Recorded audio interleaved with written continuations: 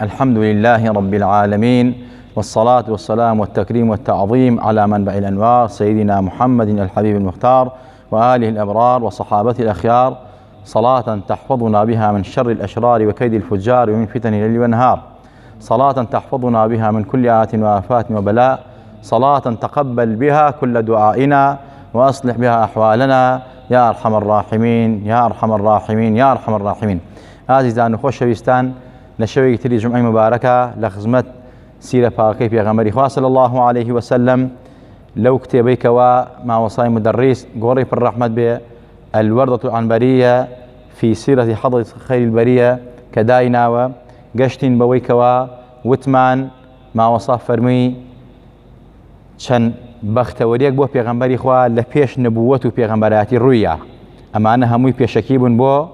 ئەوەی کەوا ئەم پێغەمبەرە نازدارە صلی الله عليه وسلم ئیتر ئەبێتە پێغەمبەر و ئەفضەلی مەخلوقات و گەورەی مەخلوقاتە. وسعدك الثاني قد وافاك من أدب خديجة بنت آباء ذو كرم. وتمان بەختەوەری دووەمی پێغەمبەری خوا هەنگاوی سەرکەوتنی پێغەمبەری خوا ئەوە بوو کەوا ئەم پێغەمبەرە نازدارەی ئێمە حەزەتی خەدیجەی کچی خۆلێدی مارە کرد کە ئامۆزازای خۆی ئەکا پێغەمبەری نازدار صلی الله عليه وسلم. باس لەوەکەین بۆچی پێغەمبەری خوا صلی الله عليه وسلم حەزەتی خەدیجەیەنا، یا حکمت چی بوو حەزەتی خەدیجە شووی بە پێغەمبەری خوا کرد، لەگەڵ ئەوەشە ئەم ئافرەتە نەجیبە قارەمانە بەڕێزە دەوڵەمەنە خاوەن عیفەت و پڕحەیە و شەرمە خاوەن نەسەبە پاکە، ئەم هەموو خەڵکە داواکارەی بوو بۆ شووی بە پێغەمبەرێکی هەژاری داماو کرد کە بەڕاستی کەم دەست بوو کرێکاری بۆ خەڵک کرد، شوانی بۆ خەڵکیە کرد پێغەمبەری خوا و بازرگانی بەکرێ بۆ خەڵکیە کرد. بەڵام لەگەڵ ئەوە حەزەتی خەدیجە سەلامی خوای لەسەر بێ دەوڵەمەندەکانی قوڕەیش سەنادیدی قوڕەیش گەورەکانی قوڕەیش داوایان نەکرد. ئەجا لەگەڵ ئەوەش لە پێغەمبەر گەورەتر بوو. و خاڵی دوم کە ئاماژەی پێ بکەین، ئایا زەواجی پێغەمبەری خوا صلی الله عليه وسلم لەو سەردەما خۆ ئیسلام هێشتا نهاتوە پێغەمبەر نەکراوە پێغەمبەر، ئایا بە چ دەستورێک پێغەمبەری خوا حەزەتی خەدیجەی مارە کردووە؟ ئایا دەستورێکی یاسایی هەبووە شەرعی کە پێغەمبەری خوا خێزانی پێکێنا و لەسەر ئەوە مارەی کردووە؟ ئاماژە بەم دوو خاڵەکەین. خاڵ یەکەمیان جمعەی ڕابردوو ئاماژەمان پێ کرد، وتمان حەزەتی خەدیجە بۆیە شووی بە پێغەمبەری خوا کرد صلی الله عليه وسلم، خۆ داواکاری زۆر بوو، دەوڵەمەند بوو، سەرمایەدار بوو، عالم مەمنون و کەوا زەواج و پرۆسەی هاوسەرگیری لەگەڵ حەزەتی خەدیجە ئەنجام بە، داواکاری زۆر بەڵام هەمووی ڕەدەکردەوە، بۆ بە پێغەمبەرێکی فەقیری هەژار ڕازی بوو لەبەر چەند هۆکارێک. یەکەم، ئەم پێغەمبەرە وەکو وتمان ئاماژەمان پێ کرد هات تیجارەت و بازرگانی بۆ ئەم کرد، بوو بە کرێکاری حەزەتی خەدیجە، ئەوە بوو لە چەند بازرگانیەکە قازانێکی زۆری بۆ هێناوە، ئەمانەت و عیفەت و عیزەت و سەداقەت و نەجابەتی پێغەمبەری خوای بۆ دەرکەوت. بە تایبەت لەو سەفەرانە کە مەیسەرەی خزمەتکاری حەزەتی خەدیجەی لەگەڵا بوو، مەیسەرە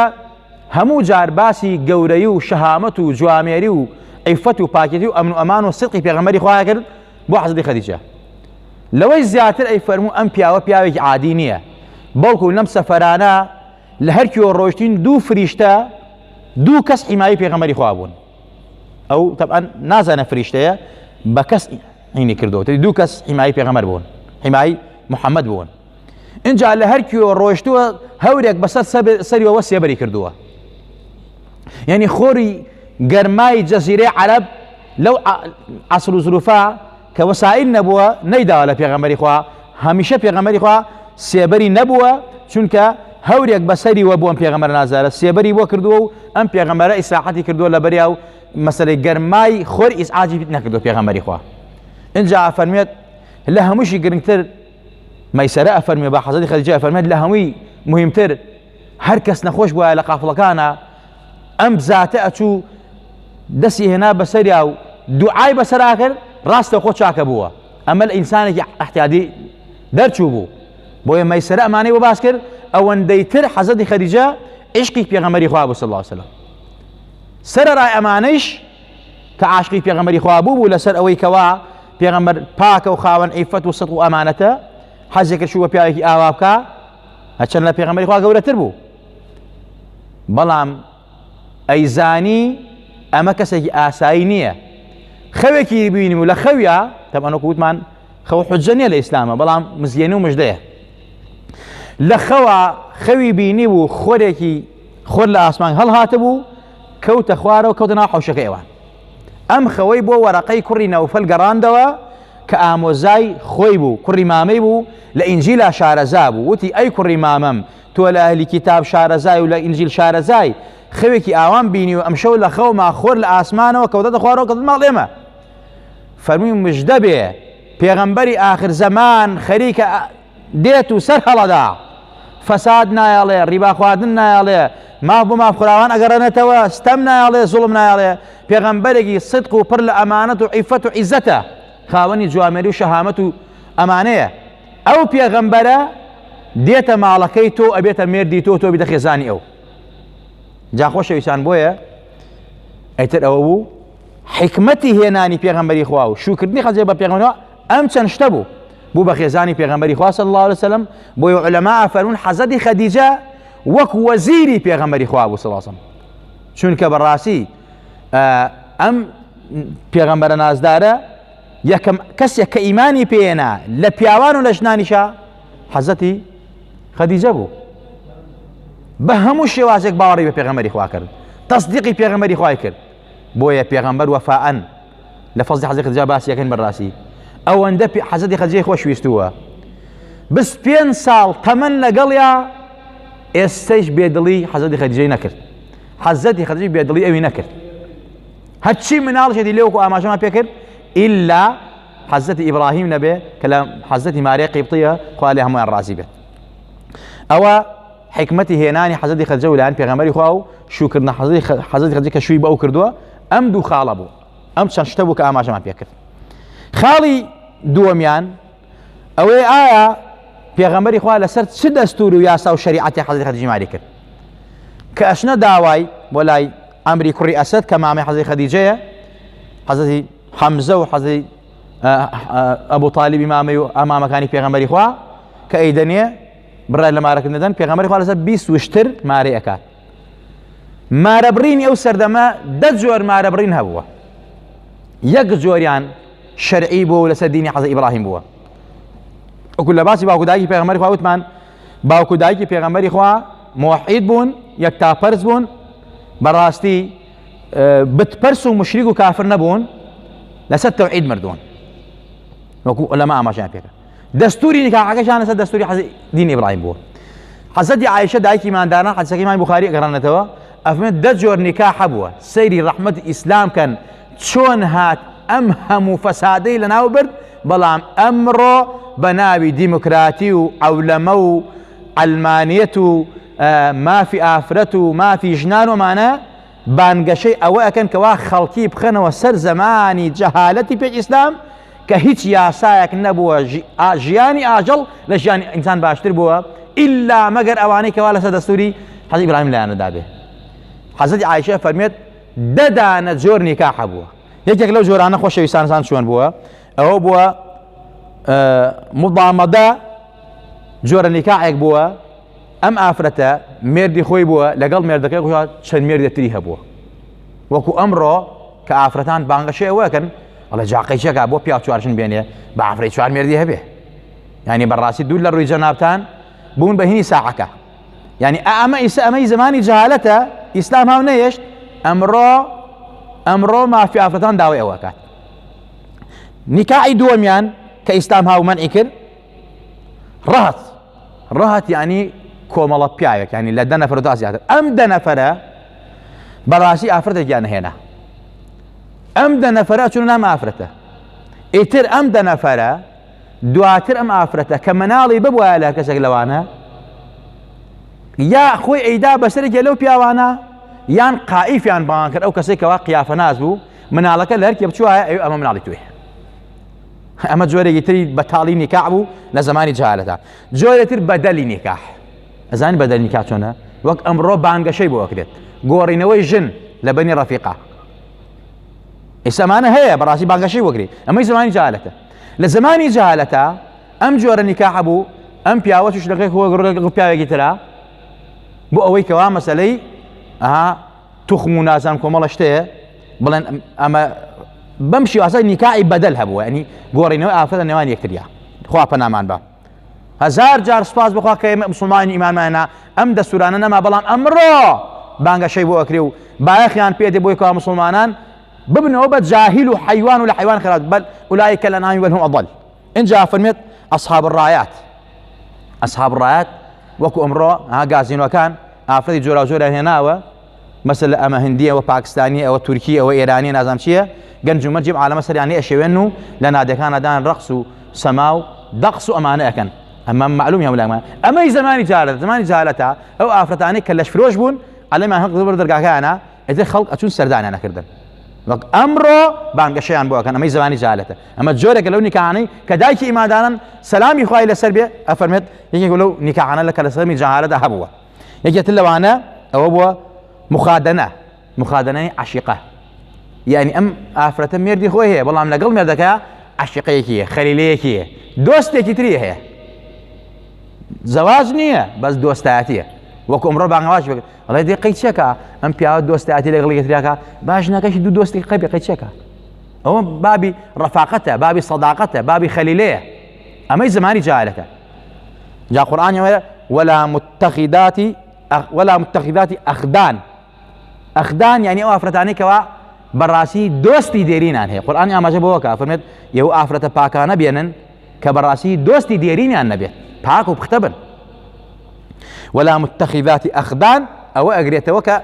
إسلام أما جابوه وكا أما براسي نكاح مخادنة لسدمي أو أنا جهالتها بوا إن جاء استبضاع بوا نكاح استبضاع يعني شيء استبضاع أو كوا ئەم پیاوە ژنێکی هێناوە حەزی کردووە بەڕاستی یەکەم مناڵی مەسەلە کام پیاو بە قووەتە و بەهێزە و دەوڵەمەنە و دیارە ناو خەڵکە چووە یەکەم جار ژنەکەی بردەوە بە لای ئەو خوا پەنامان بە دوی با لای ئەو بێ بۆ ئەوەی کەوا یەکەم دوول لە ڕووی جەنابتان و مزگەوت و شەریعەت و قورئان یەکەم جار مەسەلەی مناڵەکەم لەو بێ بۆ ئەوەی کەوا ئەم مناڵمە ئیستیفحال بێ، یعنی فعلێکی چاکی گەورەی لێ دەرچێت. ئەمەی زمانی جاهالەتە، ئەمە عادەتی زمانی جاهالەت بوو. ئەم جۆرە نیکاحانە لە سەمی جاهالەتا بوو. ئەی کام جۆرەیان صحیح بوو پێغەمبەری خوا خێزانی خۆی لەسەر مارە کرد؟ ئەو جۆرەیە کە پێوتێت البعولە، ئەو نیکاحە زەواجە صحیحەیە کە وەک دەستوری ئەمڕۆ کۆمەڵی پیاوی محتەرەم ئەچنە ماڵی ئافرەتێکی محتەرەم بەڕێز و حورمەتەوە بە دەستماچکردنەوە ئەم ئافرەتە داوا ئەکەن، زاوا دەستی خەزوری ماچەکە مارەی بۆ دائەنێن بە شاهیدی دوو شاهید بە حاضربوونی وەلی یا وەکیلی وەلی بە حورمەت و بە حیا و ڕێزەوە ئەم زەواجە ئەکرێت. ئەمە پێغەمبەری خوا لەسەر ئەم دەستورە دایکی ئیمانداران و باقی خێزانەکانی دیشی مارە کردووە کە دەستوری دینی حەزرەتی ئیبراهیمە. حەزرەتی عایشە ئەفەرمێت ئالەم شێوازە بەم شێوازە پێغەمبەری خوا پاراستوێت، یەکو چۆن ئاماژەمان پێکردووە خوا ئەمە وەڵڵاهی یەعسیموکە من الناس، خوا تۆی پاراستووە. حتى وەکو وتمان لە سەردەمی گەنجیشە گەنج کە کۆمەڵە دەسەڵاتەکە وەکو نەزەرکردن و وەکو خۆڕازاندنەوە و تێکەڵی شای و مای پێغەمبەری خوا ئەمانەیش نەبوو خوا لەوەش پاراستوێت. یا تا پێغەمبەری خوا خۆی فەرمێ ئەمە لە سەردەمی شوانێتی خۆما کە شوان بووم وتیان لە فڵانە شوێن شاییە، ڕۆشتم بە ڕەفیقێکم وتم ڕەحمەتە لێ تۆ لای حیوانەکان دانیشە باوڕم وەکو گەنجانێتە سەری و شایکم فەرمووی کە ڕۆشتمە ئەوێ یەکسەر خوا خەوی لێ خستم، کاتێک خەبەرم بووە تینی گەرمای خۆر خەبەری کردمەوە. فەرمووی دوو جار ئەمە بەسەر هاو خوا پێغەمبەری پاراستووە وەک ئەم پێغەمبەرەی پاراستووە باوکو و دایکیش پاراستووە. سیلسیلە و نوتفەی پاکی پێغەمبەری خوا لە ئادەمەوە تا حەزەتی عەبدوڵای باوکی و حەزەتی ئامینەی دایکی و وە پێغەمبەری خوا خۆیشی کە زەواجی کردووە بە حەزەتی خەدیجە و باقی خێزانەکانی ئەم پێغەمبەرەی پاراستووە و سولالەی پێغەمبەری خوا و نوتفەی پێغەمبەری خوا پارێزراوە تا قیام و ساعیش ئال و بەیتی پێغەمبەری خوا پارێزراوە. خۆشەویستان خوای گەورە لە هەموو لایەکمان ڕازی بێ، لە هەموو لایەکمان خۆش بێ. یا ڕەبی خوای گیان لێمان قبوڵ کەی، یا ڕەبی خوای گیان لە باوکو دایکمان خۆش بە، لە باوکو دایکمان ڕازی بە. یا ڕەبی خوای بمان بەخشێ بە پاکێتی و پێغەمبەری خوا، بە عیزەتی و پێغەمبەری خوا، بە کەرامەتی و پێغەمبەری خوا صلی الله علیه وسلم. یا ڕەبی خوای گیان لە باوکو دایکمان خۆش بە. یا ڕەبی خوای ئیسلاحی خۆمان و خانەوادە ماڵ و منداڵمان بکە. يا ربي خوای لباسی حیا و حرمت و عزت کرد بەرگی خۆمان و خانەوادە و ماڵ و منداڵمان یا ربی خوای لە بەشەرمی و بێحیایی و تاوان و مەعسەد و قەتل و قیتال و زینا و فاحیشە و هەموو کاری خراپ و خۆمان و خانەوادە و ماڵ و منداڵمان پارێزاو کە یا ربی خوای لە بەشەرمی پارێزاومان کە یا ربی خوای مان پارێزە لە ستەمکار لە زاڵم لە تاوانبار لە خائین لە خۆفرۆش لە خاکفرۆش لە وڵات فرۆش یا ربی خوای گیان نەدەپارێنەوە بە ئیمانومان ژێنەمان برێنە زیندوومان کەرەوە یا ربی خوای گیان نەدەپارێنەوە لە دڵی ئەو پێغەمبەران جێمان کەیتەوە لە دەفتەری ئەو پێغەمبەران ناومان تۆمارکەی دەفتەرە ئەو دەفتەری کەوا ناوی ئەوانەی تایە کەوا سڵاو دەسەر و پێغەمبەرە لێ ئەدەن خوایە ناوی خۆمان و باوک و دایک و باپیرمان لەو دەفتەرا تۆمارکەی کەوا پێغەمبەری خوا من ئەمانە سڵاواتیان لەسەر من لێداوە باسی منیان کردووە ستایشی منیان کردووە خوایە ئێمە کۆ بینەوە دانیشین ستایشی پێغەمبەرەکەی تۆکەین لەبەر خاتی تۆ لەبەر ئەوەی لە دڵی ئەو پێغەمبەرا بین ئەو پێغەمبەرە شەفاعەتمان بکە خوایە بانخەرە سایە و سێبەری خۆت و لوتفی خۆت و پێغەمبەرە نازدارەوە